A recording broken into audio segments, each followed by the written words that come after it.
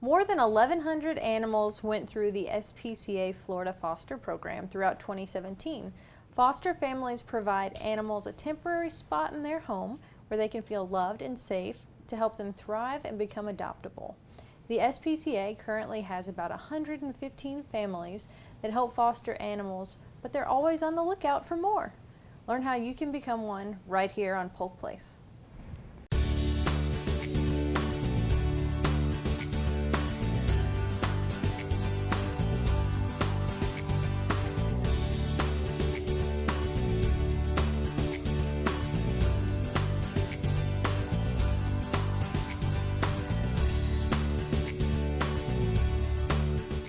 Welcome to Polk Place. I'm your host, Lauren Lengyel. In studio, we have Nicole Hoag, who is the foster care coordinator at SPCA Florida. Welcome, Nicole.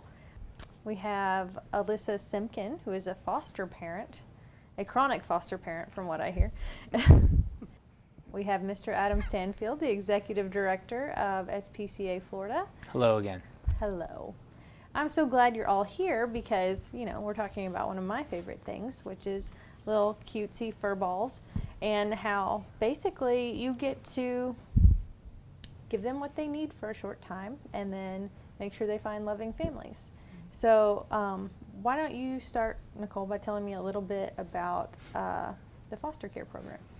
Well, the foster care program is to help animals that are either not old enough or have an illness or just need to get out of the shelter for a little bit, to go into a home like Miss she does. She gets them and takes them home, socializes them with either children, other animals, and then lets me know what they get along with, what they don't get along with, so we can properly make a profile for them to get them adopted to a home that's going to be very fitting. So it's good on a lot of different levels. It's good because, you know, if you don't have a placement for them right away, you can send them with someone else who's going to take care of them. And if you're not really sure about the animal, you can kind of get some feedback. Exactly. So now, how many animals have you fostered, Alisa? Oh goodness, it must be over 100. I've been doing it for over 5 years. I almost always have an animal in my home that's part of the foster program, and I couldn't imagine how many now. It's been a lot, but I thoroughly enjoy it. So is it primarily cats, or? For me, it's primarily cats and kittens, but we also do dogs and puppies also for our foster program. So, but for me, I have 4 adult cats of my own, so who've never really seen a dog, so they would be like, what are you doing? I have a room dedicated to in my house to my foster kittens, and I also take in injured cats too. So when people are kind of, you know, toying with the idea of maybe being a foster to one of these animals, what are some of the conversations that you might have with them? What are some things you look for in people to? Just mostly they having time. A lot of my fosters are, some are college students. They're on break, so they can't fully commit to an animal full time. So they come in and they take something for a couple of weeks. Kitten season is right around the corner, so we end up with a lot of bottle babies and little kittens that need to be fostered, and they take them for a short time until they're ready to go through surgery and be put on the floor, as long as we have room. So I think Alisa's getting a little giddy because she's yes, I do bottle babies. She loves to do bottle babies, and not a lot of people have time to do that because that's feeding every 2 hours. So a lot of people, that takes a lot of time. So one of the things that's not going to be a barrier necessarily is if you have your own fur babies, that's okay because you've got 4 of your own. And so that's not an issue. What about people who don't have fences or things like that? What if all they have is just a willingness to care for this animal? And we have, everybody that comes in, I always have a discussion with them to find out what their living arrangements are, what their capabilities are. A lot of puppies cannot go outside until they've had their vaccines. So they need to be crated or litter trained or paper trained. So a lot of them have that willingness to do that. And then we supply everything that they need, like crates if they need to crate train, shreds, papers, litter boxes, food. We supply everything that they need. And that's one of the more important things that these individuals or the public needs to understand, is that there's really no cost to this program, because everything is provided through our staff and Nicole. So it's not like they're making a huge cost consideration and opting into becoming a foster. And the one thing too that we appeal to the community is, the larger our foster program can become, the more animals we'll be able to serve, because we have a certain amount of space available for pets, and we actually treat foster care as an extension of our kennels, where we can place animals in these homes and get them ready for when space does come available through our adoptions. And actually last year that program was beneficial for us, because our goal going into last year was 4,200 adoptions or animals placed in our community, and we were actually able to grow that to almost 4,350. So that's just a huge opportunity for us, and it just speaks to the benefit of having a foster program, but also somebody like Nicole that can keep track of the administration, which is awesome for SPCA Florida. Right. So there's really nothing, there's no cost involved. All it is just your willingness and the time that you would put into each of them. Absolutely. Right. So from a standpoint of, hey, I'm like a veteran foster parent, I got this.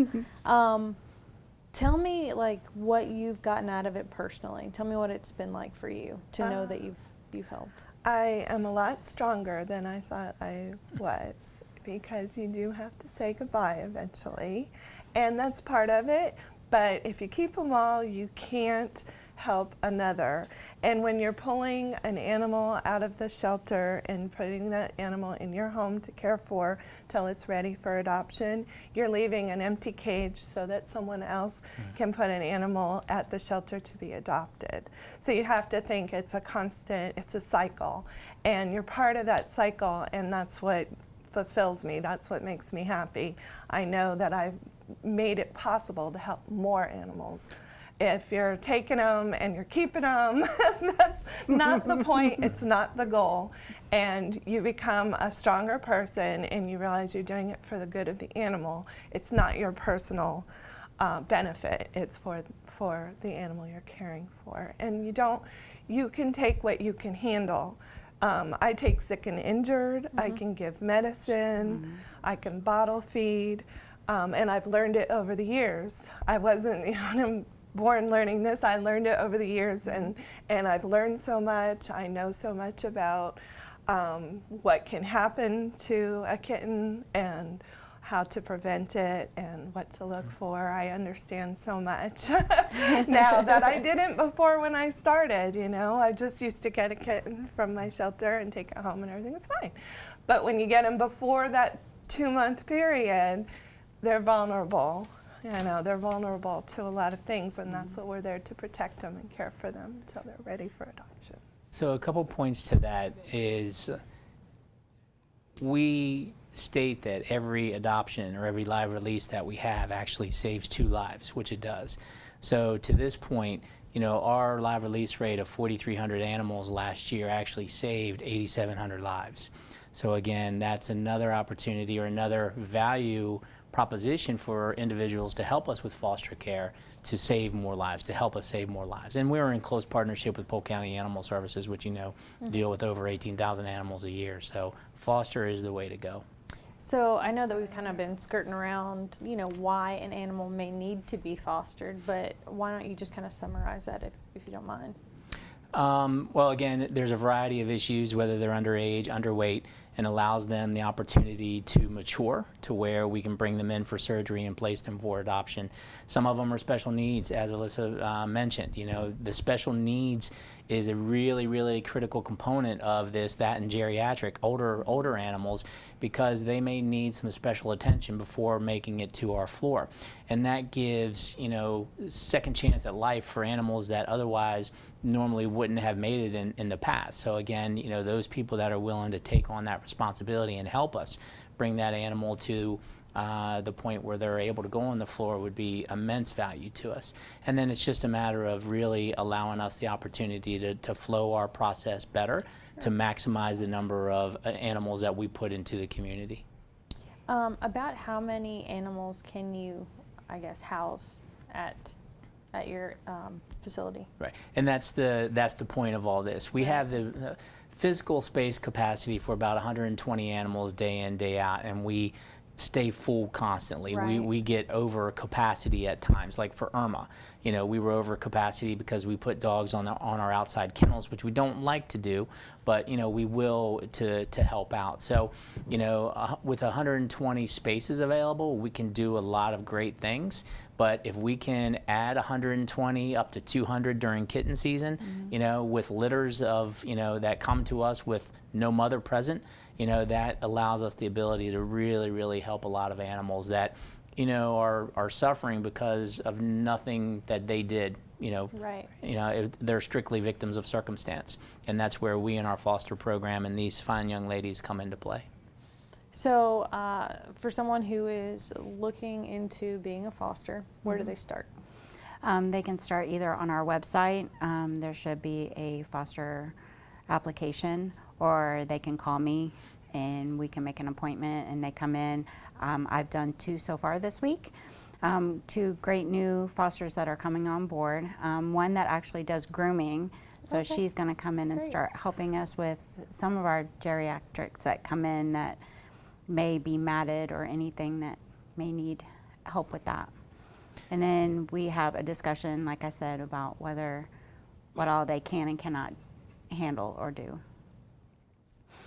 The one last point that I'd like to mention is that many people treat foster as a trial run for pet ownership.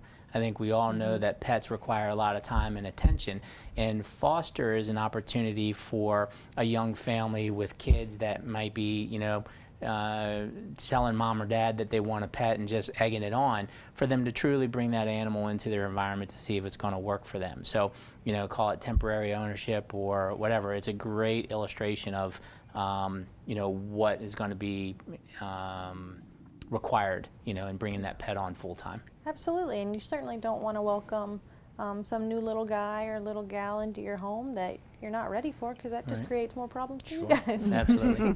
So, and what would you say to those future fosters? Oh, please try fostering. It's wonderful, it's rewarding.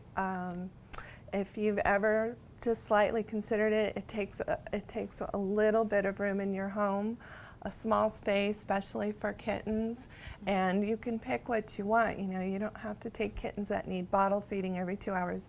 Take a kitty that just needs to gain a couple pounds so they could be spayed or neutered. And when you start off, start slow, and then you can grow to become a full-on foster, and I foster everything. I love it. Well, thank you all for being here. We're out of time, but I really appreciated all the information and talking with you all. Thank you. Thank Thanks. you.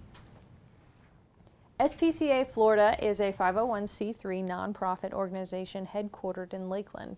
Dedicated to improving the lives of pets and people in the community, SPCA Florida provides caring, compassion, and hope to more than 6,000 homeless animals each year. One of the many ways that you can join in SPCA's mission is by becoming a foster caregiver. Anyone over the age of 18 can foster, and SPCA Florida provides all training, supplies, and medical care that the animal may need.